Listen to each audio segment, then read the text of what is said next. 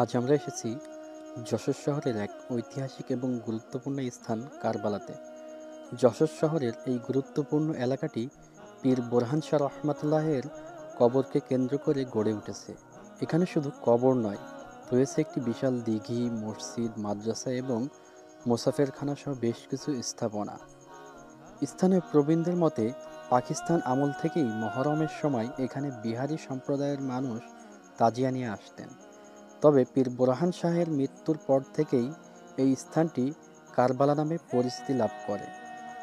যশোরের গবেষক বেনজির খান জানান, কারবালা নামকরণের পিছনে সঠিক ইতিহাস নিয়ে অনেক গবেষণা হয়েছে, কিন্তু এর বিস্তারিত নথিপত্র পাওয়া যায় না।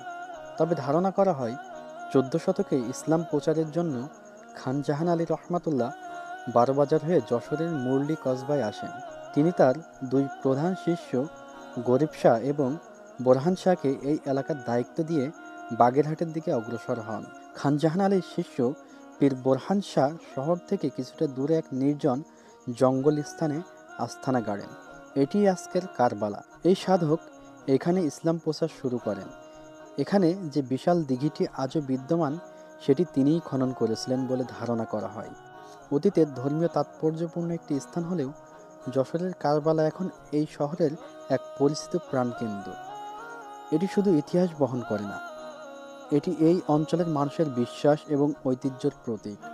যশোর শহর তার বুকে ধারণ করে আছে এমন এক কারবালা যা মধ্যপ্রাচ্যর বিষাদময় ইতিহাসের চেয়ে একেবারেই ভিন্ন, কিন্তু গভীর আবেগ ও শ্রদ্ধায় মোড়ানো।